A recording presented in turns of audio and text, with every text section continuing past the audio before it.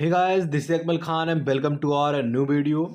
अगर आपने English as a minor subject लिया है, आप बीए, बीकॉम, बीएससी कुछ भी कर रहे हैं, अगर आपने इंग्लिश को एज ए माइनर सब्जेक्ट लिया है तो ये वीडियो आपके लिए बहुत इंपॉर्टेंट होने वाले है, क्योंकि इसमें हम आपका जो एग्जामिनेशन 2021-22 का पेपर जो आपका हुआ था, इसमें हम सारा पेपर आपका हल करने वाले हैं। जो 75 क्वेश्चन है, सारे क्वेश्चन के आंसर आपको बताने वाले हैं। तो वीडियो शुरू से लेकर अंत तक जरूर देखना, ताकि जो क्वेश्चन रिपीट होते हैं हर साल वो भी आपको समझ में आ जाए, और किस टाइप के क्वेश्चन पूछे जाते हैं, कितने ग्रामर से होते हैं, और कितने आपके नॉवल से होते हैं, कितने राइटर्स के डेट ऑफ बर्थ से होते हैं, और कैसे टाइप के क्वेश्चन होते हैं, आप सारा कुछ जानने वाले हैं। तो इसके लिए चलिए शुरू करते हैं। तो टाइम आपको समय जो रहेगा वो 2 घंटे, एंड मैक्सिमम मार्क जो रहेगा आपका वो 75 नंबर का होगा, 75 नंबर का होगा, और 75 क्वेश्चन भी होने वाले हैं। तो पहले क्वेश्चन की ओर बढ़ते हैं। पहला क्वेश्चन आपका कह रहा है, व्हेन वाज लिरिकल बेल्डास पब्लिश्ड। जो लिरिकल बेल्डास है ये कब पब्लिश किया गया था? आपके पास ऑप्शन है। पहला ऑप्शन है 1798 में, आपका 1780 में, 1880 में, या फिर आप 1940 में। तो इसमें से जो आपका करेक्ट आंसर रहेगा वो होगा ऑप्शन ए। 1798 में लिरिकल बेल्डास जो है ये पब्लिश किया गया था। तो करेक्ट आंसर क्या हो गया आपका? Option A. आगे बढ़ते हैं। दूसरा क्वेश्चन कह रहा है, Thomas Hardy is called the novelist of. Thomas Hardy हैं, ये इन्हें क्या कहा जाता था? तो ऑप्शन से आपके पास पहला ऑप्शन है द लेक डिस्ट्रिक्ट्स, एंड दूसरा आपका द वैक्सेस रीजन, तीसरा आपका माइनिंग कंट्री साइड, और चौथा है नन ऑफ द अबव। तो इसमें से जो आपका करेक्ट आंसर रहेगा वो होगा आपका ऑप्शन बी, आपका करेक्ट हो जाएगा। जो ऑप्शन बी आपका द वैक्सेस रीजन जो है ये आपका करेक्ट हो जाएगा। Thomas Hardy is called the novelist of Wessex region. Correct answer option B हो जाएगा। आगे बढ़ते हैं। तीसरा क्वेश्चन कह रहा है, हु सेज, किसने कहा कि happiness is but an occasional episode in general drama of pain. ऐसा कौन कहते हैं कि जो जो ओकेजन एपिसोड होता है जनरल ड्रामा ऑफ पेन का, दुख का, वो ही हैप्पीनेस होता है? ऐसा कहने वाले कौन है? आपके पास ऑप्शन है William Shakespeare, John Keats, Matthew Arnold and Thomas Hardy. तो इसमें से जो आपका करेक्ट आंसर रहेगा वो होगा आपका ऑप्शन डी, थॉमस हैडी। ऐसा कहते हैं कि happiness is but an occasional episode in general drama of pain. Correct answer आपका ऑप्शन डी हो जाएगा। आगे बढ़ते हैं। अगला क्वेश्चन कह रहा है, who wrote the wasteland. Wasteland को लिखने वाले कौन है? टी.एस. एलियट है, या फिर जॉन मिल्टन है, पी.बी. शेले हैं, या फिर ए पोप हैं? तो करेक्ट आंसर क्या हो जाएगा आपका? ऑप्शन ए, टी.एस. एलियट जो है इन्होंने द वेस्टलैंड लिखा है। करेक्ट आंसर ऑप्शन ए हो जाएगा। आगे बढ़ते हैं। पांचवा क्वेश्चन कह रहा है, T S. Eliot was awarded the Nobel prize in the year. कौन से साल में टी.एस. एलियट को अवार्ड किया गया था नोबेल पुरस्कार के लिए? ऑप्शन है आपके पास 1948, 1958, 1658, या फिर आपका 1758। तो इसमें से जो करेक्ट आंसर होगा वो होगा आपका ऑप्शन ए। 1948 में टी.एस. एलियट को अवार्ड किया गया था। किसके लिए? नोबेल प्राइज के लिए। बहुत ही इंपॉर्टेंट क्वेश्चन है आपका, ये रिपीट हो सकता है। आगे बढ़ते हैं। अगला क्वेश्चन कर रहा है, full name of T S. Eliot is. जो टी.एस. एलियट है इनका फुल नेम क्या था?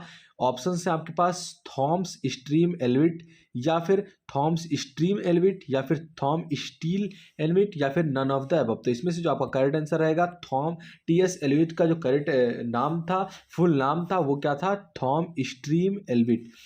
ऑप्शन ए आपका करेक्ट हो जाएगा। सातवां क्वेश्चन कह रहा है, who is known as a bird of Bengal. Bird of Bengal के रूप में कौन जाने जाते थे? ऑप्शन से आपके पास स्वामी विवेकानंद, एम के गांधी, आर के नारायण, या फिर रविंद्रनाथ टैगोर। तो जो बर्ड ऑफ बंगाल हैं इन्हें रविंद्रनाथ टैगोर को कहा जाता था। करेक्ट आंसर आपका ऑप्शन डी हो जाएगा। आगे बढ़ते हैं। आठवां क्वेश्चन आपका कह रहा है कि Sarojini Naidu was born in. Sarojini Naidu जो है ये कब पैदा हुई? ऑप्शन है आपके पास 1889 में, 1879 में, या फिर 1779 में, या फिर 1979 में। तो इसमें से जो आपका करेक्ट आंसर रहेगा वो होगा आपका ऑप्शन बी, 1879 में Sarojini Naidu was born. Option B आपका करेक्ट हो जाएगा। 9वां नंबर का क्वेश्चन कह रहा है आपका कि are K Narayan mother tongue language जो थी, जो लैंग्वेज थी ये क्या थी? क्या वो हिंदी थी, या फिर इंग्लिश थी, या फिर तमिल थी, या फिर नन ऑफ द अबव? तो आर के नारायण की जो मदर टंग थी इनकी, ये क्या थी? तमिल थी। तमिल में ये बोला करते थे जब ये पैदा हुए। मदर टंग बेसिकली उसे कहा जाता है जहाँ लोग पैदा होते हैं, जिस विलेज से वो संबंध रखते हैं, जहाँ उनकी पहली जो बोली रहती है वो क्या होती है।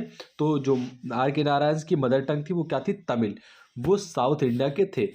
आगे बढ़ते हैं, 10वां क्वेश्चन कह रहा है the first novel of R K Narayan was, इनमें से कौन सा जो है जो कि फर्स्ट नोवेल था आर के नारायण का?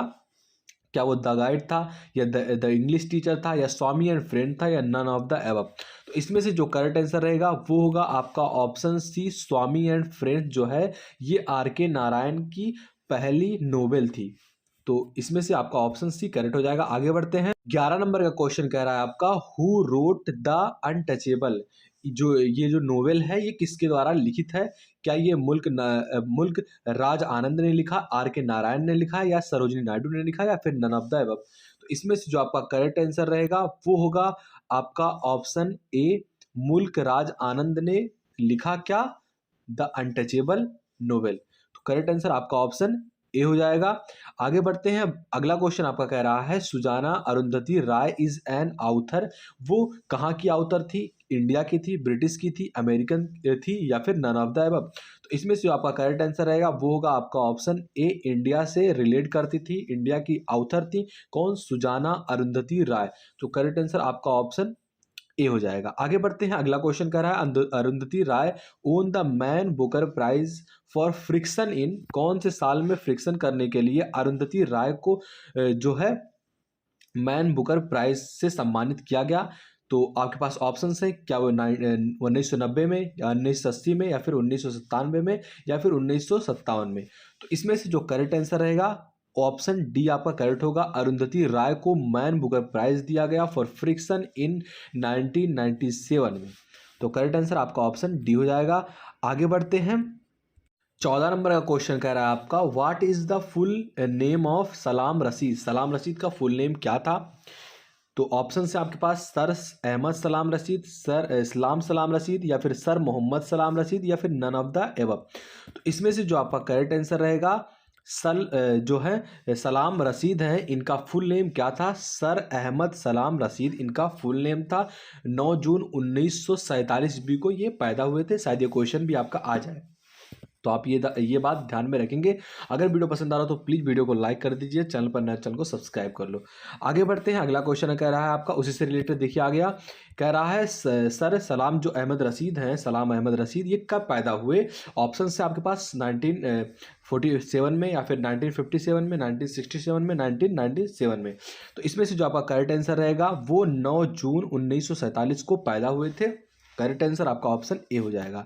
आगे बढ़ते हैं, अगला क्वेश्चन कह रहा है dot dot dot boy who came to see me yesterday was my friend. यहाँ आपको ग्रामर से एक क्वेश्चन उठाया गया है, कह रहा है यहाँ क्या भरा जाएगा? बॉय के पहले क्या दा भरा जाएगा, ए या एन, या फिर नन ऑफ द अबव? देखिए ए एन द तीनों लगाएंगे आप, तीनों सुटेबल बैठ रहा है, लेकिन ग्रामेटिकली क्या लिखना चाहिए? तो वहाँ आपको द लगाना होगा। करेक्ट आंसर आपका ऑप्शन ए हो जाएगा। The boy who came to see me yesterday was my friend, इस तरीके से आपका होगा। आगे बढ़ते हैं, 17 नंबर का क्वेश्चन आपका कह रहा है dot dot Ramayan in holy book. यहाँ क्या लगेगा? क्या यहाँ ए लगेगा, या एन लगेगा, या द लगेगा, या नन ऑफ द अबव? तो ऐसी चीज़ें जो यूनिक होती हैं, पूरी दुनिया में एक या दो होती हैं, एक होती हैं, तो ऐसे चीज़ के पहले आप ए एंड ना लगाकर द लगाते हैं। तो यहाँ भी आपका करेक्ट आंसर क्या हो जाएगा? आपका ऑप्शन सी। अगर सूरज हो गया, चांद हो गया, इसके लिए आप द का यूज करते हैं। तो यहाँ करेक्ट आंसर क्या हो जाएगा? आपका option C, the Ramayan in holy book. यहाँ इन या शायद इज रहेगा यहाँ, तो आपका सुटेबल सेंटेंस बैठ रहा है। Ramayan is a holy book, यहाँ मिसप्रिंट हो गया है। आगे बढ़ते हैं, 18 नंबर क्वेश्चन कह रहा है she came here dot dot 9 o'clock। यहाँ क्या भरा जाएगा? एट रहेगा, ऑन रहेगा, सिंस रहेगा, इन रहेगा? तो यहाँ जो करेक्ट आंसर रहेगा वो आप सबको आई होप पता होगा, बहुत ही ईजी है। सी केम हेयर एट यहाँ लगेगा, एट 9 o'clock। यहाँ ऑन नहीं लगाएंगे आप, ना सिंस ना इन। करेक्ट आंसर आपका ऑप्शन ए हो जाएगा। अगला क्वेश्चन कह रहा है he got dot dot the train. वह ट्रेन मतलब वह ट्रेन में बैठा, कब बैठा? तो यहाँ क्या लगेगा? इन, एट, ऑन, इनटू। तो करेक्ट आंसर क्या हो जाएगा? ऑप्शन डी इनटू लगेगा यहाँ, he got into the train. Option D आपका करेक्ट हो जाएगा। आगे बढ़ते हैं, अगला क्वेश्चन कह रहा है all this hard book has a dot dot him. जो हार्ड बुक है ये ऑल अबाउट किसके बारे में है? At him. तो यहाँ टेलिंग ऑन लगेगा, बताते हुए, वो टेलिंग ऑन लगेगा, टेलिंग एट लगेगा, टेलिंग इन लगेगा, नन ऑफ द अबव।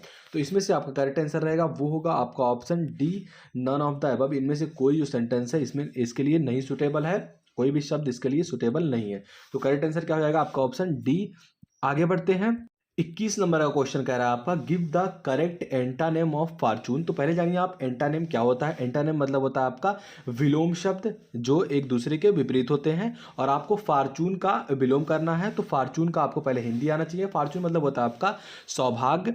अब इसका विलोम क्या होगा, चांस मतलब मौका होता है, फेट मतलब भी आपका भाग होता है, लक मतलब भी भाग होता है, लेकिन मिस फॉर्चून मतलब क्या होता है आपका दुर्भाग्य होता है। तो इसका एंटानेम क्या हो जाएगा, इसका विलोम क्या हो जाएगा आपका मिस फॉर्चून। तो फॉर्चून का एंटोनिम क्या होता है, मिस फॉर्चून। करेक्ट आंसर आपका ऑप्शन डी हो जाएगा। आगे बढ़ते हैं, अगला क्वेश्चन कह रहा है give the synonym of urban. तो देखिए सिनोनिम मतलब होता है आपका समानार्थी शब्द। जिसको नहीं पता हो, जिसको पता हो बहुत अच्छी बात है। तो सिनोनिम जो अर्बन का आपको बताना है, तो अर्बन मतलब क्या होता है, शहरी होता है। तो शहरी के एक जैसा शब्द इसमें से कौन सा है, कोर्टिनियस है या विलेज है या सिटी है या फिर नन ऑफ द अबव। तो अर्बन मतलब शहरी होता है, तो शहरी का क्या हो जाएगा आपका C. Correct answer option C हो जाएगा। आगे बढ़ते हैं, अगला क्वेश्चन कह रहा है one who believes in God is known as. यहाँ आपका वन वर्ड सब्स्टिट्यूट पूछा गया है। आपके पास एक सेंटेंस होगा जिसमें से एक शब्द के लिए क्या सुटेबल बैठ रहा है वो बताना है। इसे कहते हैं आप वन वर्ड सब्स्टिट्यूट। तो एक जो ईश्वर पर भरोसा रखता है उसे क्या कहते हैं आप, उसे आप थीस्ट कहते हैं, ऑप्टिमिस्ट कहते हैं, पेसिमिस्ट कहते हैं, नन ऑफ द अबव। तो पहले जानिए सबका अर्थ क्या होता है। तो यहाँ पेसिमिस्ट मतलब होता है आपका निराशावादी, ऑप्टिमिस्ट मतलब होता है आशावादी, एंड थीस्ट मतलब क्या होता है आपका आस्तिक। तो एक जो ईश्वर पर भरोसा रखता है उसे क्या कहते हैं आप, आस्तिक कहते हैं। जिसका ईश्वर पर भरोसा नहीं होता उसे आप नास्तिक कहते हैं। तो इस तरीके से करेक्ट आंसर क्या हो जाएगा आपका ऑप्शन ए। आगे बढ़ते हैं, अगला क्वेश्चन कह रहा है 24 नंबर का क्वेश्चन कह रहा है कि persist writing in is the art of presenting certain information. क्या यह सही है, प्रेसिस राइटिंग सर्टेन इंफॉर्मेशन के लिए होती है। तो ये बिल्कुल आपका सही है, इसलिए यहाँ करेक्ट आंसर आपका ऑप्शन ए हो जाएगा। आगे बढ़ते हैं, अगला क्वेश्चन 25 नंबर का कह रहा है formal letter should be dot dot to have the desire effect on the recipient. मतलब जो फॉर्मल लेटर होता है अगर आप ये लिखते हैं तो सामने वाले पर, रेसिपेंट मतलब जो आपका प्राप्त करता है, उस पर क्या इफेक्ट डालना चाहिए, किस तरीके से आप इफेक्ट डालेंगे। अगर किसी आप लेटर को लिख रहे हैं, फॉर्मल लेटर को, तो वो आपका इन ए प्रॉपर फॉर्मेट में होना चाहिए, एंड ग्रामेटिकली करेक्ट होना चाहिए, एंड रिलीवेंट होना चाहिए। तो इसमें से तीनों आपके अंदर होना चाहिए। अगर आप लेटर लिख रहे हैं तो ये तीनों चीज़ों का आपको यूज करना होगा। इसलिए यहाँ करेक्ट आंसर क्या हो जाएगा आपका ऑप्शन डी। ऑप्शन डी आपका यहाँ करेक्ट हो जाएगा, ऑल ऑफ द एबव। अगर आप फॉर्मल लेटर लिख रहे हैं तो आपको इन्हें प्रॉपर फॉर्मेट में लिखना होगा, ग्रामेटिकली करेक्ट करना होगा, रेलिवेंट करना होगा। फिर जब सामने वाले पर जो आपका लेटर प्राप्त करेगा उस पर एक इफेक्ट डालेगा। आगे बढ़ते हैं, अगला क्वेश्चन कह रहा है which of these is the right format for writing the date of all the formal letters. अगर आप फॉर्मल लेटर लिख रहे हैं तो आप डेट के रूप में किस तरीके से लिखेंगे। तो क्या आप इस तरीके से लिखेंगे, या फिर जैसे आप बर्थडे में लिखते हैं या फिर नॉर्मली डेट डालते हैं, क्या आप उस तरीके से लिखेंगे, या फिर आप इस तरीके का लिखेंगे, या फिर इस तरीके का। तो आप सबको पता होगा अगर आप फॉर्मल लेटर लिखते हैं तो आप इस तरीके का लिखते हैं, मतलब डेट, फिर उसके बाद जो मंथ रहता है, फिर ईयर। इस तरीके से आपका ऑप्शन ए करेक्ट हो जाएगा। 27 नंबर का क्वेश्चन कह रहा है the purpose of resume is. जो आपका रिज्यूम बनाते हैं इसका पर्पज क्या होता है। इसका पर्पज जॉब लेना होता है, या फिर आप अपने स्किल्स का एडवर्टाइजमेंट करते हैं, आप अपने स्किल्स पर ऐड लगाते हैं, या फिर फॉर इंटरव्यू के लिए होता है, नन ऑफ द अबव। तो जो रिज्यूम होता है इसका काम क्या होता है, इसका काम होता है जॉब लेना। करेक्ट आंसर आपका ऑप्शन ए हो जाएगा। आगे बढ़ते हैं, अगला क्वेश्चन कह रहा है a summary placed at the beginning of CV acts as. जो समरी प्लेस्ड होता है बिगिनिंग के शुरुआत करने के लिए CV एक्ट्स, वो किस तरीके से होता है। तो वो स्टेटमेंट ऑफ ऑब्जेक्ट होता है, या फिर आपका परफेस होता है, या फिर आपका सेनोपिस होता है, या फिर नन ऑफ द अबव। तो इसमें से जो आपका करेक्ट आंसर रहेगा वो होगा आपका option A statement of object is placed at the beginning of CV acts. तो करेक्ट आंसर आपका ऑप्शन ए हो जाएगा। आगे बढ़ते हैं, अगला क्वेश्चन आपका कह रहा है what is the correct way to write the subscription in a formal letter. अगर आप कोई फॉर्मल लेटर लिख रहे हैं तो उसमें आपके क्या सब्सक्रिप्शन होने चाहिए। अगर आप शुरुआत कर रहे हैं तो क्या होना चाहिए, योर्स ट्रूली होना चाहिए, या फिर योर ट्रूली, या फिर यू ट्रूली, या फिर योर्स फेथफुली। तो आप सबको पता होगा, अगर आप लेटर लिखते होंगे फॉर्मल लेटर तो इसमें योर फेथफुली रहता है। करेक्ट आंसर आपका ऑप्शन डी हो जाएगा। आप जान लीजिए लेटर के बारे में थोड़ा मैं आपको बता दूं कि जो लेटर होते हैं ये बेसिकली टू टाइप्स के होते हैं। पहला आपका फॉर्मल लेटर, दूसरा आपका इनफॉर्मल लेटर। दो टाइप के लेटर होते हैं। और फॉर्मल लेटर कहाँ लिखा जाता है? जहां आपके इंपॉर्टेंट काम होते हैं। इंपॉर्टेंट काम तो दोनों में होते हैं, लेकिन बेसिकली आपको गवर्नमेंट जॉब के लिए या फिर आपको कोई गवर्नमेंट इशू के लिए या फिर आप प्रिंसिपल को लिख रहे हैं, ऐसे जो इशूज टाइप के जो लेटर होते हैं इन्हें आप फॉर्मल लेटर के कैटेगरी में डालते हैं। और इनफॉर्मल लेटर में आप अगर अपने शादी का किसी को आप कार्ड भेज रहे हैं और वो लेटर्स के रूप में है, या फिर आप किसी को इनवाइट कर रहे हैं अपने पर्सनल कामों के लिए जो लिखते हैं, वो आपका इनफॉर्मल लेटर के अंतर्गत आता है। तो ये आप समझ गए होंगे।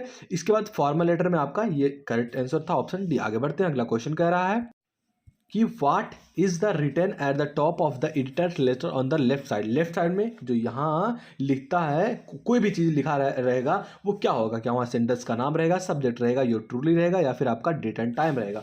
तो वहाँ अगर आपने लिखा होगा तो आपको पता होगा कि यहाँ सेंडर्स लेटर होता है। करेक्ट आंसर आपका ऑप्शन ए हो जाएगा। आगे बढ़ते हैं, अगला क्वेश्चन कह रहा है which of the following should not be mentioned in the resume. अगर आप रिज्यूम लिख रहे हैं तो किस चीज़ का मेंशन नहीं होना चाहिए? एड्रेस का मेंशन नहीं होना चाहिए, एक्सपीरियंस का, या नेशनैलिटी का, या फिर एज का? तो उसमें से जो रिज्यूम अगर आप लिख रहे हैं तो वहाँ एज का मेंशन नहीं होना चाहिए। करेक्ट आंसर आप ऑप्शन डी हो जाएगा। अगर आप कोई रिज्यूम बना रहे हैं तो वहाँ आपको एड्रेस डालना अनिवार्य होगा। आपके एक्सपीरियंसेस क्या है, किस पर आप काम करने वाले हैं, एक्सपीरियंसेस जरूर लिखना होगा। एंड आपकी राष्ट्रीयता क्या है, नेशनलिटी क्या है, वो आपको लिखना होगा। लेकिन एज की यहाँ कोई जरूरत नहीं है, इसलिए यहाँ करेक्ट आंसर आपका ऑप्शन डी हो जाएगा। एज का मेंशन आप नहीं करेंगे। आगे बढ़ते हैं, 32 नंबर का क्वेश्चन आपका कह रहा है कि to get help with writing a professional resume we can use. अगर आप एक प्रोफेशनल रिज्यूम लिख रहे हैं तो उसके लिए आप किन चीज़ों का यूज करेंगे? तो आपके पास ऑप्शंस हैं इंटरनेट, बुक्स, आर्टिकल्स, या फिर none of the above, all of the above. तो इसमें से आपका करेक्ट आंसर क्या हो जाएगा? ऑप्शन डी आपका करेक्ट हो जाएगा। ऑप्शन डी आपका करेक्ट हो जाएगा, क्योंकि जो अगर आप कोई फार्मल लेटर लिख रहे हैं, आप एक रिज्यूम बना रहे हैं, तो वहाँ आपको इंटरनेट की आवश्यकता होगी और आपके पास बुक्स होने चाहिए ताकि आप अच्छे से नॉलेज लेकर लिखें, आर्टिकल्स होने चाहिए। एंड तीनों के बेस पे अगर आप कोई लेटर रिज्यूम बनाते हैं तो वहाँ आपका एक सक्सेसफुल, एक प्रोफेशनल आपका रिज्यूम होगा। करेक्ट आंसर ऑप्शन डी हो जाएगा। आगे बढ़ते हैं, अगला क्वेश्चन कह रहा है what do you understand by phrase, या फिर what do you mean by phrase. Phrase क्या होता है? क्या phrase irrelevant to English grammar है, या फिर इनकम्प्लीट सेंटेंसेस को फ्रेज कहते हैं, या फिर different part of speech use with different prepositions giving the sense of other than literature? क्या उसे आप फ्रेज कहते हैं, या फिर सेंटेंसेस विदाउट इनफाइनाइट वर्ब, यानी फाइनाइट वर्ब, उसे आप फ्रेज कहते हैं? तो आपको आई होप पता होगा कि फ्रेज क्या होता है। डिफरेंट पार्ट ऑफ स्पीच जिसमें यूज किए जाते हैं different preposition giving the sense, जो एक सेंस देते हैं किसी सेंटेंस को, अदर देन लिटरेचर। तो यहाँ करेक्ट आंसर क्या हो जाएगा आपका? Option C. यही आपका जो डिफिनेशन है, इसी डिफिनेशन को आप फ्रेज कहते हैं। आगे बढ़ते हैं, 34 नंबर का क्वेश्चन कह रहा है what is the meaning of idiom. ये जो आपके सामने आइडियम दिया गया है, टू बरी द हैकेट, इसका जो आइडियम है ये क्या है? तो to kind the flame of dispute, या फिर टू सेटल द डिस्प्यूट, या फिर टू क्वेरल, या फिर नन ऑफ द अबव। तो इसमें से जो आपका करेक्ट आंसर रहेगा वो होगा ऑप्शन ए आपका करेक्ट हो जाएगा। To kindle the flame of dispute is the idiom of to bury the hatchet. आगे बढ़ते हैं, अगला क्वेश्चन कह रहा है आपका what is meaning suggested by the use of phrase. ये आपके सामने फ्रेज दिया गया है टू डाई इन हार्नेस। इसका मतलब क्या होगा? जो फ्रेज होगा इसका इसमें से कौन मिलान कर रहा है? तो टू डाई ऑन ड्यूटी, या फिर टू डाई विदाउट ड्यूटी, या फिर आपका टू डाई विद ड्यूटी, या फिर नन ऑफ द अबव। तो इसमें से जो आपका करेक्ट आंसर रहेगा टू डाई इन हार्नेस, मतलब to duty, to die on duty. Correct answer आपका ऑप्शन ए हो जाएगा। आगे बढ़ते हैं, 36 नंबर का क्वेश्चन जो आपका कह रहा है, ये कह रहा है what is the antonym of prosperity. मैंने आपको एंटानिम बताया था। एंटानिम क्या होता है? बेसिकली विलोम शब्द को एंटानिम कहते हैं। तो प्रॉस्पेरिटी मतलब क्या होता है आपका? समृद्ध, जो समृद्धि रहता है, इसको आप प्रॉस्पेरिटी कहते हैं। इसका विलोम क्या होगा? रिचनेस होगा, या फिर हैप्पीनेस, एडवर्सिटी, प्लेजर। तो इन तीनों का मतलब जो है ये खुशी से और आपका प्लेजर से एंड रिचनेस से रिलेटेड है, लेकिन प्रॉस्पेरिटी मतलब समृद्धता, एडवर्सिटी मतलब बर्बादी होता है। करेक्ट आंसर इसलिए आपका ऑप्शन सी हो जाएगा। आगे बढ़ते हैं, अगला क्वेश्चन कह रहा है what is the synonym of word magnanimity. Magnanimity का सिनोनिम क्या है, समानार्थी शब्द क्या है? तो मैग्नामिटी मतलब आपका क्या होता है, मैग्नामिटी मतलब आपका होता है तो उदारता होता है। मैग्नामिटी मीन्स, तो उदारता का इसमें से सिनोनिम क्या होगा, समानार्थी क्या होगा? तो हार्डनेस तो होगा नहीं आपका, कलरनेस तो होगा नहीं, ब्रूटलिटी तो होगा नहीं, क्योंकि तीनों का मतलब कठोरता से और संबंधित है। इसलिए मैग्नामिटी उदारता का जो सिनोनिम होगा वो क्या होगा आपका, लिबर्टी मतलब भी आपका उदारता होता है। करेक्ट आंसर आपका ऑप्शन बी हो जाएगा। मैग्नामिटी का सिनोनिम क्या है आपका, लिबरेटरी। तो आगे बढ़ते हैं, अगला क्वेश्चन करा what do you understand by homophones. Homophones क्या होता है? अगर आपने 12th में पढ़ा हो होमोफोन्स के बारे में तो आपको जरूर पता होगा होमोफोन्स का डेफिनेशन क्या होता है। तो आपके पास पहला ऑप्शन है a pair of word with similar meaning and spelling. क्या इसे होमोफोन्स कहते हैं? जहां दो शब्दों के सिमिलर होने पर और उनके मीनिंग एंड स्पेलिंग दोनों तीनों सेम हो तो उसे आप होमोफोन्स कहते हैं। या फिर a pair of word with similar sounds meaning and spelling, क्या उसे आप होमोफोन्स कहते हैं? या फिर a pair of word without any similarity between spelling and sounds, क्या आप उसे होमोफोन्स कहते हैं? या आपके पास चौथा ऑप्शन है a pair of word having the similar sound but different meaning and spelling. तो अगर आपने 12th में पढ़ा हो कि होमोफोन्स क्या होता है, तो होमोफोन्स दो शब्दों का एक ऐसा जोड़ा होता है जिसमें सिमिलर साउंड करता है लेकिन उसका मीनिंग एंड स्पेलिंग दोनों डिफरेंट होता है, इसे ही कहते हैं आप होमोफोन्स। तो करेक्ट आंसर ऑप्शन डी हो जाएगा।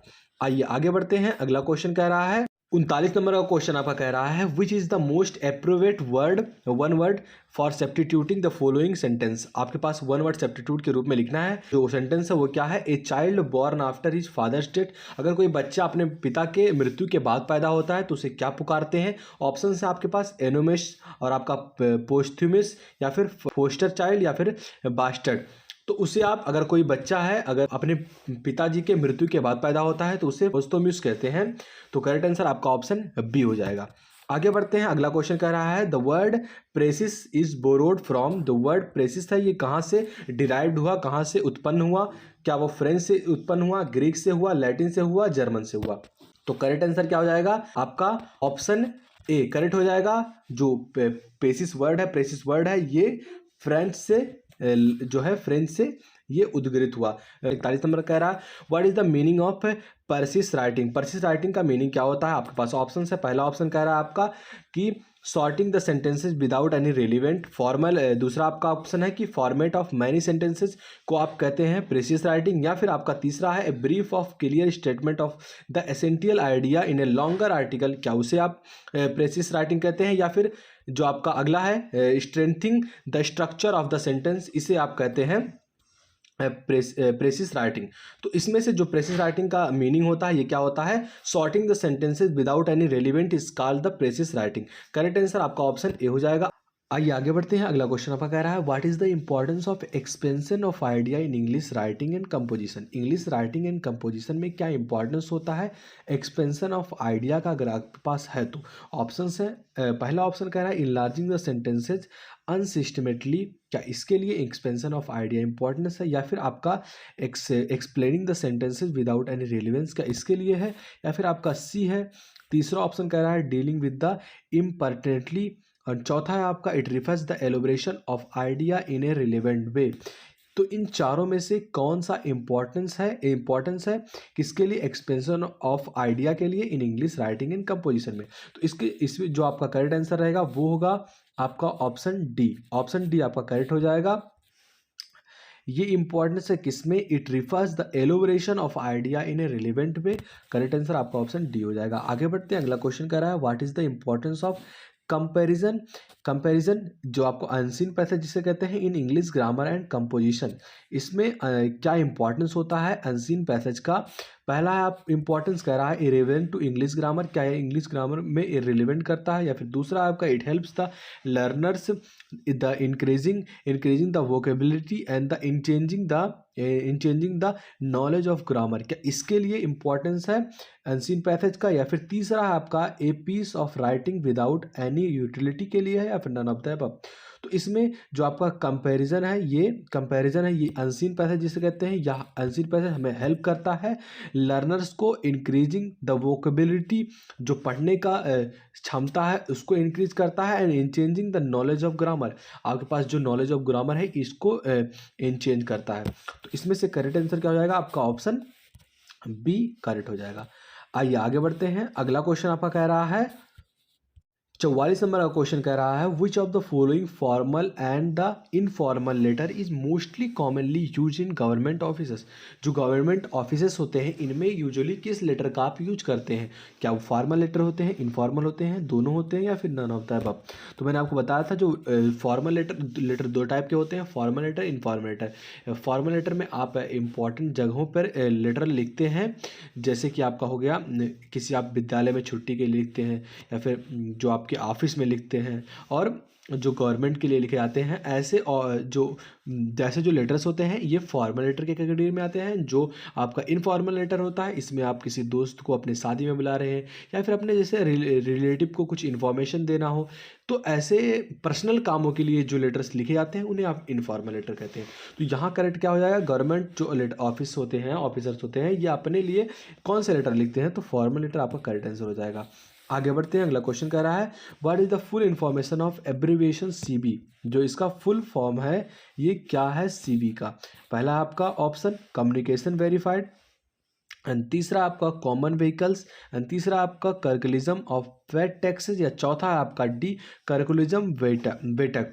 तो इसमें से जो आपका करेक्ट आंसर रहेगा वो होगा आपका ऑप्शन डी, सीबी का फुल फॉर्मेशन क्या है, कर्कुलिज्म वेटे।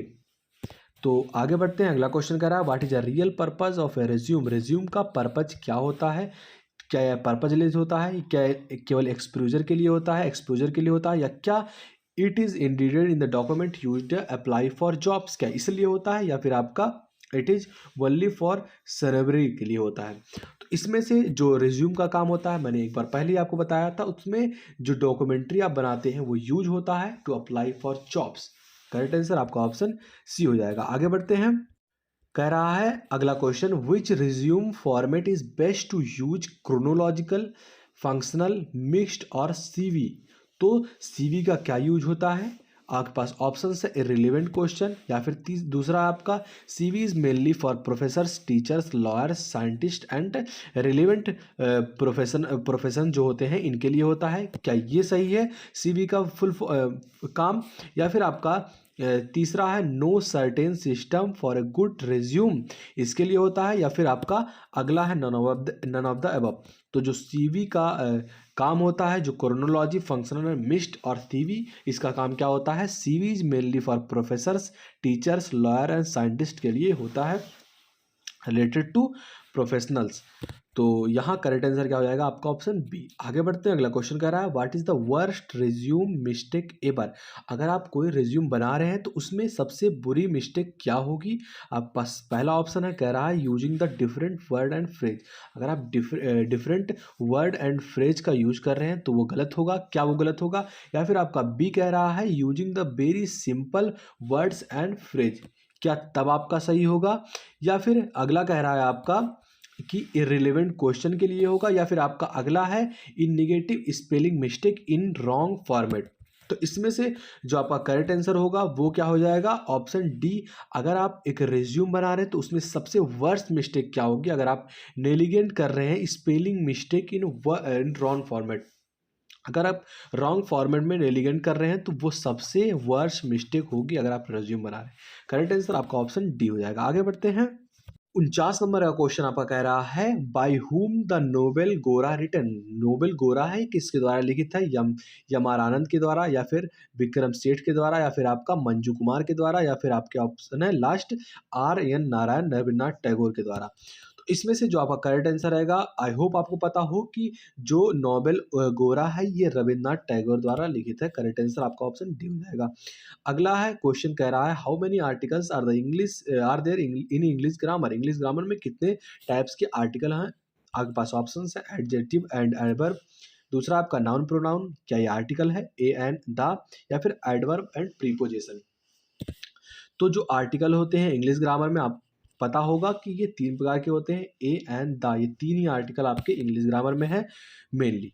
तो करेक्ट आंसर आपका ऑप्शन सी हो जाएगा। अगला क्वेश्चन कह रहा है which article is use before the superlative degree of adjective. आपको पता होगा सुपरलेटिव डिग्री अगर आप लिखते हैं तो उसमें जो एडजेक्टिव जो विशेषता होता है इसमें इसके पहले आप ये दा का यूज करते हैं या फिर एन का या फिर ए का। तो आप सबको पता होगा इसमें दा का यूज करते हैं, जैसे द बिगेस्ट, द हार्डेस्ट। तो इस तरीके से आप अगर आप सुपरलेटिव डिग्री लिखते हैं तो उसमें एडजेक्टिव के पहले आप दा का यूज करते हैं। आगे बढ़ते हैं। 1 नंबर का क्वेश्चन कह रहा है आपका how many kinds of concord are there English grammar. English grammar में कितने टाइप के कंकर्ड होते हैं?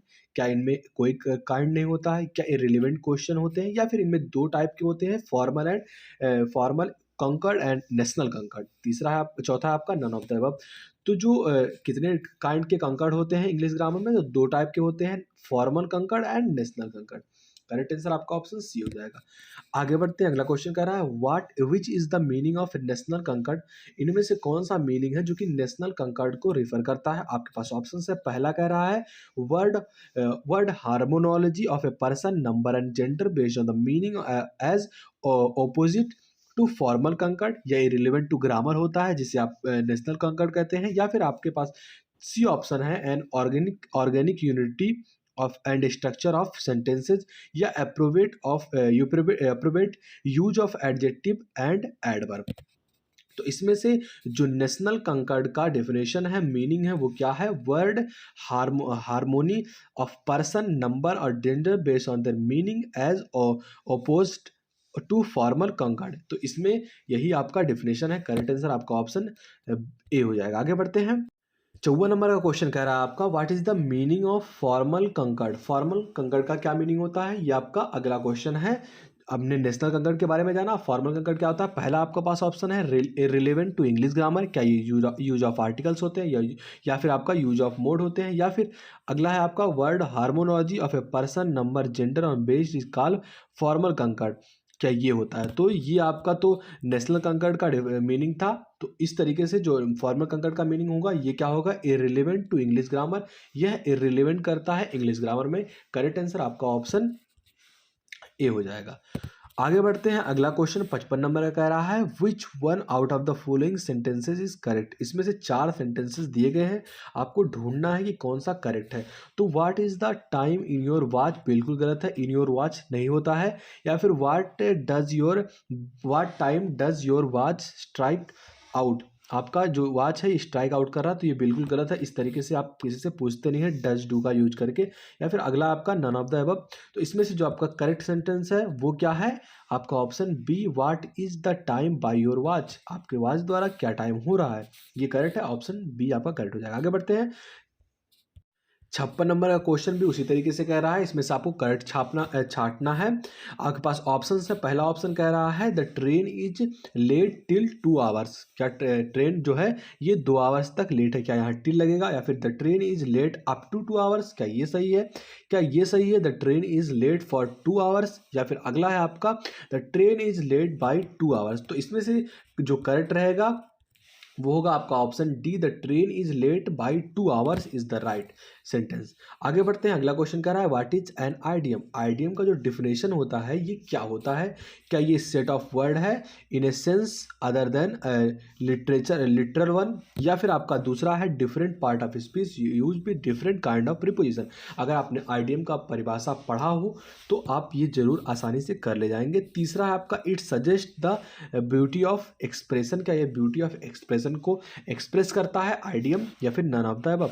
तो इसमें से जो आइडियम का डेफिनेशन है वो है आपका option be different part of speech use किए जाते हैं इनमें और डिफरेंट काइंड ऑफ प्रीपोजिशन, इसे ही आप आइडियम कहते हैं। करेक्ट आंसर आपका ऑप्शन बी हो जाएगा। आगे बढ़ते हैं। 58 नंबर का क्वेश्चन कह रहा है आपका literature is the mirror of dot dot dot. Literature जो है ये किसका मिरर है? सोसाइटी का मिरर है, एनिमल का मिरर है, मैन का मिरर है, प्लांट का मिरर है। तो इसमें से जो लिटरेचर है वो एक सोसाइटी को इंगित करता है कि वो किस तरीके से काम करे, इसके लिए आपका लिटरेचर बना होता है। तो लिटरेचर किसका मिरर है? सोसाइटी का।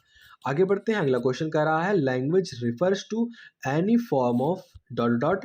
तो पर्सन जो लैंग्वेज है ये रिफर करता है any form of dot dot person को, कम्युनिकेशन को, बुक को, नन ऑफ द अबव। तो जो लैंग्वेज है ये रिफर करता है एनी फॉर्म ऑफ कम्युनिकेशन को। करेक्ट आंसर आपका ऑप्शन बी हो जाएगा, कम्युनिकेशन। आगे बढ़ते हैं, अगला क्वेश्चन कह रहा है what type of man do tragedy and EPIC represent. किस टाइप के जो व्यक्ति होते हैं ये ट्रेजेडी एंड रिपिक रिप्रेजेंट करते हैं, महाकाव्य को इंगित कराते हैं। त्रासदी और महाकाव्य को इंगित कराने वाले व्यक्तियों को क्या कहा जाता है, वो कैसे व्यक्ति होते हैं, किस टाइप के व्यक्ति होते हैं। आपके पास ऑप्शंस है। पहला ऑप्शन है आपका नॉर्मली गुड मैन होते हैं, रिच होते हैं वही ऑर्गेनाइज कराते हैं, या पुअर होते हैं ऑर्गेनाइज कराते हैं, या फिर आपका विलेंस ऑर्गेनाइज कराते हैं। तो इसमें जो आपका करेक्ट आंसर रहेगा वो होगा आपका option A, normally good man organise या फिर आपका ट्रेजेडी कराते हैं इपिक रिप्रेजेंट के लिए। तो ऑप्शन ए आपका करेक्ट हो जाएगा। आगे बढ़ते हैं, 61 नंबर का क्वेश्चन कह रहा है वेयर इज आर के नारायण्स इमेजिनरी टाउन। जो मेलगुड़ी है वो लोकेटेड है, मेलगुड़ी कहाँ लोकेटेड है, जो कि इमेजिनरी टाउन है आर के नारायण का। ऑप्शन है मैसूर स्टेट में है, कोचिंग में है, उत्तर प्रदेश में है, या फिर मद्रास में है। तो इसमें से जो करेक्ट आंसर रहेगा वो होगा आपका ऑप्शन डी, मद्रास में आर के नारायण का इमेजिनरी टाउन जो है मेलगुड़ी वो लोकेटेड है। आगे बढ़ते हैं, अगला क्वेश्चन कह रहा है English is the language of dot dot communication. English जो लैंग्वेज है ये कैसा लैंग्वेज है, नेशनल लैंग्वेज है, क्या है राष्ट्रीय लैंग्वेज है, इंटरनेशनल है, अंतर्राष्ट्रीय है, या लर्नड मैन जो होते हैं वही इंग्लिश को रिफर करते हैं, या फिर आपका रुस्टिक जो देहाती होते हैं वो इंग्लिश का यूज करते हैं एज ए कम्युनिकेशन। तो जो इंग्लिश है वो कैसा लैंग्वेज है, वो एक इंटरनेशनल लैंग्वेज है, एक अंतर्राष्ट्रीय लैंग्वेज है। आप पूरे विश्व में चले जाएं इंग्लिश लैंग्वेज आपको मिलेगा, वहाँ इंग्लिश जो है ये प्रीफर किया जाएगा पूरे वर्ल्ड में, इसलिए इसे इंटरनेशनल लैंग्वेज कहा जाता है। आगे बढ़ते हैं, अगला क्वेश्चन कह रहा है India is the world's dot dot largest English speaking country. जो इंडिया है ये वर्ल्ड का कौन से नंबर पे इंग्लिश बोले जाने वाले कंट्रियों में आता है, तो ये सेकंड नंबर पे आता है। करेक्ट आंसर आपका ऑप्शन बी हो जाएगा। आगे बढ़ते हैं, 64 नंबर का क्वेश्चन कर रहा है आपसे most parents send their children to dot dot dot medium school in India. Bharat में जो मोस्ट ऑफ द पेरेंट होते हैं अपने बच्चों को कौन से मीडियम के स्कूल में भेजना चाहते हैं, क्या वो इंग्लिश मीडियम होता है, या फिर आपका संस्कृत होता है, या हिंदी मीडियम होता है, आपका उर्दू मीडियम होता है। तो इसमें से जो आपका करेक्ट आंसर रहेगा आप सबको आई होप पता होगा, आप एक सोसाइटी के रूप में भी देख सकते हैं कि जितने भी पेरेंट्स होते हैं अपने बच्चों को कहते हैं कि इसे इंग्लिश मीडियम में पढ़ाओ ताकि एक होशियार बच्चा बने एंड इसे इंग्लिश आए, इंग्लिश में बात कर सके। तो इसलिए बहुत सारे जो पेरेंट्स होते हैं इंडिया में अपने बच्चों को इंग्लिश मीडियम स्कूल में भेजना चाहते हैं। करेक्ट आंसर आपका ऑप्शन ए हो जाएगा। आगे बढ़ते हैं, अगला क्वेश्चन कह रहा है the language has contributed significantly in bringing people and their dot चीजेस। तो इसमें से जो व्यक्ति होते हैं लैंग्वेज में कंट्रीब्यूट करते हैं वो किसके लिए करते हैं, तो वो अपने कल्चर के लिए करते हैं। तो इसलिए आपका करेक्ट आंसर आपका ऑप्शन ए हो जाएगा। आगे बढ़ते हैं, अगला क्वेश्चन कर रहा है a language is a dot dot of conversation. जो लैंग्वेज है ये किसके लिए कन्वर्जेशन है, तो लैंग्वेज जो है ये क्या है, कन्वर्जेशन करने के लिए एक टूल है। तो a language is a tool of conversation, आपने सुना होगा, वो एक फेमस क्वेट भी है। आगे बढ़ते हैं, 67 नंबर का क्वेश्चन आपका कह रहा है हु रोट गीतांजलि। गीतांजलि को लिखने वाले कौन है, क्या एम के गांधी, मोहनदास करमचंद गांधी ने गीतांजलि को लिखा, या फिर रविन्द्रनाथ टैगोर ने, या फिर आर के नारायण ने, या फिर आपका याफार लेस ने। तो इसमें से गीतांजलि लिखने वाले इन्हें गीतांजलि जो लिखे थे इन्हें नोबेल पुरस्कार भी उसके लिए मिला था, तो कौन थे, तो वो थे रविन्द्रनाथ टैगोर जी। इनकी जो प्रथम पोएट थी यही गीतांजलि थी, इसके लिए इन्हें नोबेल पुरस्कार मिला था रविन्द्रनाथ टैगोर को। आगे बढ़ते हैं, अगला क्वेश्चन कह रहा है Sarojini Naidu is known as. Sarojini Naidu को किस नाम से जाना जाता था, क्या उन्हें आयरन लेडी ऑफ इंडिया के नाम से जाना जाता था, या फिर नाइटिंगेल ऑफ इंडिया के नाम से, या फिर आपका प्ले के नाम से जाना जाता था। प्ले राइट लिखा है यहाँ पर, नन ऑफ द अबव। तो इसमें से जो करेक्ट आंसर रहेगा वो होगा ऑप्शन बी, करेक्ट हो जाएगा आपका, नाइटिंगेल ऑफ इंडिया के नाम से सरोजनी नायडू को जाना जाता था। आगे बढ़ते हैं, अगला क्वेश्चन कह रहा है in which year William Shakespeare was born. William Shakespeare कब इनका जन्म कब हुआ था। आपके पास ऑप्शंस है, पहला ऑप्शन है आपका 1964, दूसरा ऑप्शन है आपके पास 1564, 1558, 1590। तो इसमें से जो आपका करेक्ट आंसर रहेगा वो होगा आपका option B, William Shakespeare was born in 1564 में। आगे बढ़ते हैं, अगला क्वेश्चन कह रहा है William Shakespeare wrote dot sonnets, इन्होंने कितने टाइप्स के सोनेट्स लिखे, कितने सोनेट्स लिखे, 164 लिखे, 154 लिखे, 144 या 134। तो इसमें से जो करेक्ट आंसर रहेगा वो होगा आपका option C, option B correct हो जाएगा आपका। 154 सोनेट्स लिखे विलियम शेक्सपियर ने। आगे बढ़ते हैं, 71 नंबर का क्वेश्चन कह रहा है John Milton wrote the poem dot dot, इनमें से जो कौन सा पोएम है जो कि जॉन मिल्टन द्वारा लिखा गया है, मिस्ट्री या skylark, on his blindness, none of them. तो इसमें से जो आपका करेक्ट आंसर रहेगा वो होगा आपका ऑप्शन सी। आई होप आपको पता होगा, जॉन मिल्टन द्वारा लिखित बहुत ही फेमस नोवेल है, क्या है, ऑन हिज ब्लाइंडनेस, पोएम है on his blindness, on his blindness इन्हीं के द्वारा लिखी गई थी। 72 नंबर का इसी से रिलेटेड क्वेश्चन आपका आ रहा है कि at what age did Milton become blind, किस उम्र पर मिल्टन ब्लाइंड हुए, 44 साल की उम्र पे, 56, 88, 54। तो इसमें से जो आपका करेक्ट आंसर रहेगा वो होगा आपका ऑप्शन ए करेक्ट हो जाएगा। 54 वर्ष की उम्र में जो जॉन मिल्टन है ये ब्लाइंड हुए। आगे बढ़ते हैं, 73 नंबर का क्वेश्चन कह रहा है, टोटल 75 क्वेश्चन थे। आई होप आपको ये पसंद आ रहा होगा और आसानी से चीज़ें समझ में आ रही होंगी। अगर समझ में आ रहा हो तो प्लीज़ वीडियो को लाइक कर दीजिए। 73 नंबर का क्वेश्चन कह रहा है how many books are in Paradise lost, Paradise lost में कितने बुक्स हैं, 15, 16, 31, 12। तो इसमें से जो आपका करेक्ट आंसर रहेगा वो होगा आपका ऑप्शन डी, 12 बुक्स हैं पैरासाइट लॉस्ट में। आगे बढ़ते हैं, when was William Wordsworth born, William Wordsworth कब पैदा हुए थे, 1780, 1790, 1770, 1660। तो इसमें से जो आपका करेक्ट आंसर रहेगा ऑप्शन सी आपका करेक्ट हो जाएगा। 1770 ईस्वी में, 1770 में जो विलियम वर्थवर्थ है ये बॉर्न हुए थे। आपका लास्ट क्वेश्चन आ रहा है, लास्ट क्वेश्चन क्या है, William Wordsworth is a poet of, जो ये पोएट थे किस तरीके के पोएट थे, क्या ये नेचुरल पोएट थे, या फिर आपके मैन के बारे में लिखते थे, या फिर नेचर के बारे में लिखते थे, या दोनों के बारे में लिखते थे, या फिर नन ऑफ द अबव। तो जो विलियम वर्थवर्थ थे ये बेसिकली नेचर के बारे में लिखा करते थे। तो करेक्ट आंसर आपका ऑप्शन ए हो जाएगा।